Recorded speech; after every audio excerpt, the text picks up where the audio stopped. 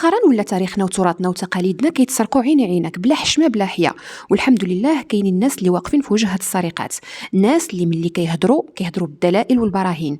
بغيتكم تسمعوا معايا هاد المداخله اللي دارها الدكتور في اللايف ديال اسعد الشرعي، واللي بالنسبه ليا كنعتبرها من احسن المداخلات اللي سمعت في حياتي، لدرجه ان الضيف الجزائري اللي كان معاهم وحتى هو كان كيتسنى النوبه ديالو باش يهضر هرب، ما قدرش يكمل معاهم. الدكتور تبارك الله عليه كان كيهضر وعارف راسو شنو كيقول، لدرجه الصراحه اي واحد سمعو تمنى ان ديك المداخله ما تساليش.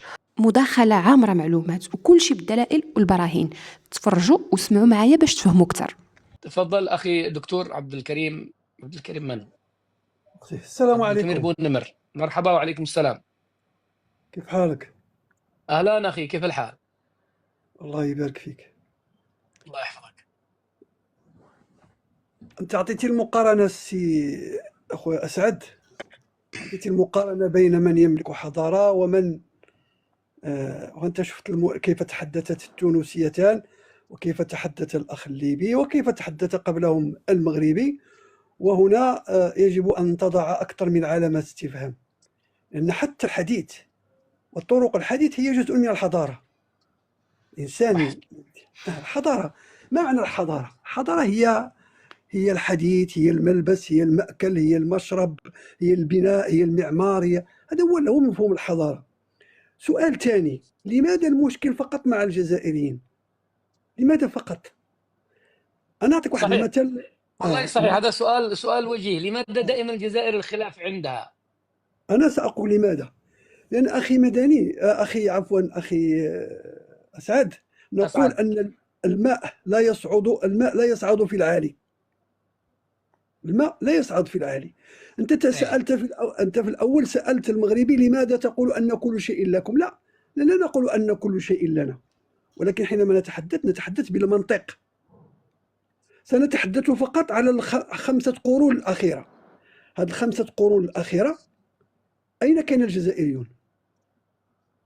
3 قرون تحت حكم الانكشارية. يا أخي أسعد، الانكشارية كانوا بحارة وكانوا قراصنة. هل سمعت أن القراصنة يصنعون حضارة؟ القرصان لا يصنع حضارة. من الذي يصنع الحضارة؟ الذي يصنع الحضارة هو الاستقرار، هو الحكم، هو الملك. حينما يستقر الملك وتستقر الدولة، يبدأ الحاكم أو الملك أو السلطان في الاتجاه إلى الحضارة، فيبدأ المعمار. نعم، المعمار، تغيير. لأن مثلا القفطان أو الجلابة التي تلبسها ربما لم تكن هكذا في الأول، تغيرت مع الوقت، لأن كلما استقرت الدولة كلما التجأ الإنسان إلى تطوير اللباس، تطوير الأكل، تطوير المعمار. أنا أقول لهم أنت جئت إلى المغرب ورأيت المغرب كلها تقريبا. أنا أسأل، هذا الذي صنع القفطان الجزائري لماذا لم يبني أسوار؟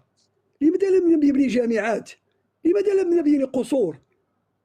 أين هو معماره؟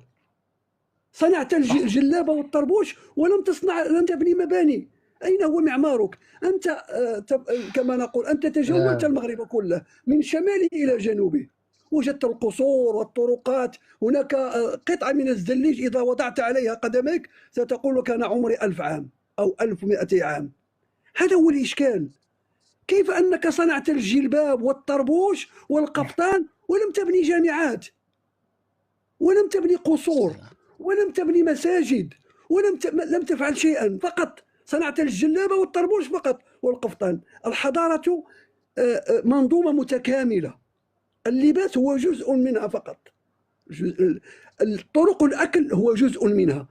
أنت فقط إذا دخلت إلى مدينة مراكش لا تكفيك سنة كاملة حتى تزور مراكش كلها. والله صح، والله ما تكملها على سنة فعلا. صحيح. الله أكبر. إذن يا أخي، أنا أتحدث على 5 قرون الأخيرة، 320 سنة التي حكمها القراصنة. القراصنة كانوا يهتمون بالبحر وبالقرصنة ولم يبنوا شيئا. ثم جاء الفرنسيون بحضارتهم، بالمعطف والقميص والقرافطة والحذاء. هذه الحضارة يا أخي. حينما قال لك الأخ المغربي أننا نحن الأصل، هذا ليس تعاليا على الناس، ولكن بكل بساطة كانت عندنا دولة استمرت لأكثر من 12 قرن مستمرة لم تتوقف.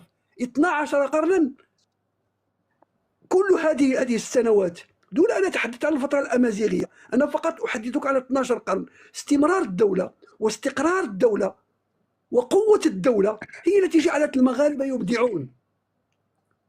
أين استقرت الدولة في الجزائر؟ متى استقرت؟ متى استقرت لتصنع؟ أخي هذه نقطة. النقطة الثانية، قلت لماذا أنتم تصرون على أنكم، يا أخي حينما ندافع عن الجلباب والطربوش، أنت حينما جئت للمغرب أخذت الطربوش وأخذت الجلباب وأخذت أشياء أخرى. هذا السائح سواء كان عربيا أو أوروبيا حينما يأتي إلى المغرب، أنت جئت من لندن، لندن فيها السيارات وفيها العربات وفيها المباني. ما الذي ميز المغرب؟ هو هذه الجلابة والطربوش الذي لن تجده في لندن، ولن تجده في برلين، ولن تجده في بكين، ستجده في المغرب فقط. إذا نحن نحارب على هذا المنتوج أولا من الناحية الثقافية، لأن لا يمكنك لأحد أن يأتيك ويقول لك أن سبأ ليست يمنية، لن تقبلها، لن تقبل. إذا قلت سبأ، لا، سبأ يمنية. إذا أنا حينما يأتي هذا السائح، قال لك الأخ مليون، 3 ملايين من المغاربة، 3 ملايين من المغاربة يعيشون ويعتاشون من الصناعة التقليدية، من ذلك الطربوش وتلك الجلابة. إذا أنت تحاربني في أرزاقي، هذا رزق.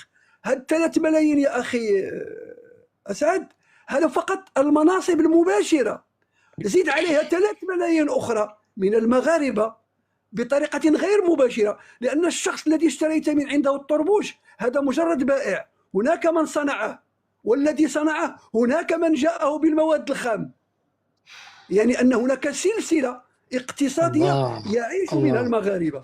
حينما يأتي الجزائري وينافسني فيها فهو يسرق اقتصادي، إذا فهو يدمر اقتصاد البلاد. إذا لم تجد الطربوش في المغرب ووجدته في اليابان، ماذا سأستفيد أنا؟ أنت إذا وجد شركة كارتي للساعات، إذا وجدت في يدك ساعة مزورة سيذهبون معك إلى القضاء لأنك تسرق صناعتهم. أنت قلتها وأعيدها، فقط في الصناعة التقليدية، أضف إليها السياحة، أضف إليها الباعة التجار، هناك منظومة اقتصادية كلها تستفيد من الصناعة التقليدية. نحن نصدر أكثر من 77 مليون دولار تصدر سنويا من الصناعة التقليدية. هذه أموال. هناك 80 مليار درهم شيفر دافير، أو ما يسمى بالعربية، شنو هو الشيفر دافير؟ رقم حساب، رقم الحساب. يعني نعم، نحن نتحدث على الملايين والملايير من الأموال التي تضخ في خزينة الدولة وتساهم في الاقتصاد ديال البلاد. فلا يمكن أن يمل الجزائري 4 قرون ثم يستيقظ ويقول هذه لي. قد ناموا 4 قرون. إذا أخي أسعد، حينما نتحدث على أننا لا نقول أننا أحسن من الناس، ولكن هذا منتوجنا. لأن مثلا المملكة المتحدة، بريطانيا حينما كانت تحكم العالم هي اللي نقلت إلى الهنود المعطف والكرافتة. لا يمكن للهندي أن يقول للبريطاني نحن يعني كما قلت آنفا لنا مشترك. ليس هناك مشترك. لا يمكن للهندي أن يقول يعني ليس يعني كلمة يعني موضوع اللايف اليوم ممكن نخرج أنه لا يوجد هناك مشتركات، هناك أصل وهناك تقليد. تماما يا أخي. لماذا؟ لأن قوة الحضارة وقوة الدولة متى حكمنا الجزائريون حتى يكون هناك مشترك؟ لأن الحاكم والقوي سياسيا وحضاريا وثقافيا وعسكريا هو الذي يفرض ثقافته، هو الذي يفرض حضارته، والآخر لأنه مفروض عليه. مثلا أعطيك مثال بسيط، الصومعة المربعة أو المستطيلة هذه صومعة مغربية، إذا وجدتها في أي مكان فاعلم أنها مغربية، لأنها مأخوذة من التراث الأمازيغي المغربي ومن القلاع التي تجدها في الجبال وفي الصحراء الشرقية المغربية. الصومعة المربعة إذا وجدتها في الجزائر فاعلم أنها مغربية، إما مرابطية أو موحدية أو مرينية أو إدريسية. إذا هذه قوة الحضارة. متى حكمنا الجزائريون حتى يكون لهم تأثير علينا؟ القوي الذي نحن حكمناهم في عهد الأدارسة، وحكمناهم في عهد المرابطين وفي عهد الموحدين وفي عهد المرينيين. إذا كما حكمتهم فرنسا وكما حكمتنا أيضا فرنسا. نحن أخذنا من فرنسا المعطف وأخذنا منها القميص والسروال، ولكن لا نقول أننا نشارك الفرنسيين في المعطف أو نشاركهم في النظارة أو في الساعة. هذه جاءتنا به فرنسا. إذا ليس بيننا وبين فرنسا مشترك، بل فرضت علينا ثقافتها، فرضت علينا بالقوة، هي التي فرضت علينا أن نلبس لباسها. هذا هو الفرق بين من كان يحكم وكانت له دولة وكانت له إمبراطورية ومن كان تابعا. إذا وجدت اللباس الألباني أو التركي في الجزائر فهو نتيجة الحكم التركي للجزائر. السلام عليكم.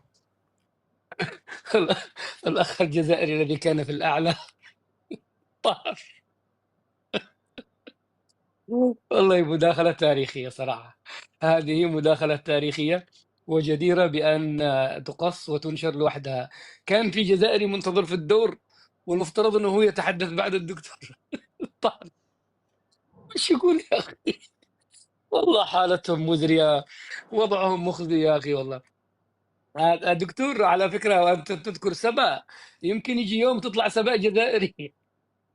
عليك والله أخاف عليك. وحمير وسبا يمكن يطلعوا جزائريات والله أعلم.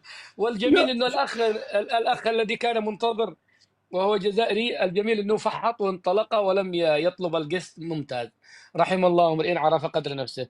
أنا أحييك دكتور عبد الكريم، مداخلة قيمة وتاريخية وتدرس حقيقة. أنت يعني مسكت على العظم، وضعت يدك على الجرح، وأتمنى من الأخ المشرف أنه يقصها لوحدها وينزلها في مقطع منفردة، لأني فعلا مفيدة جدا. شكرا لك. الفيديو ديال اليوم سهله، وكنتمنى يكون عجبكم، وكنتمنى ان شاء الله نتلاقاو في اقرب وقت فيديو اخر.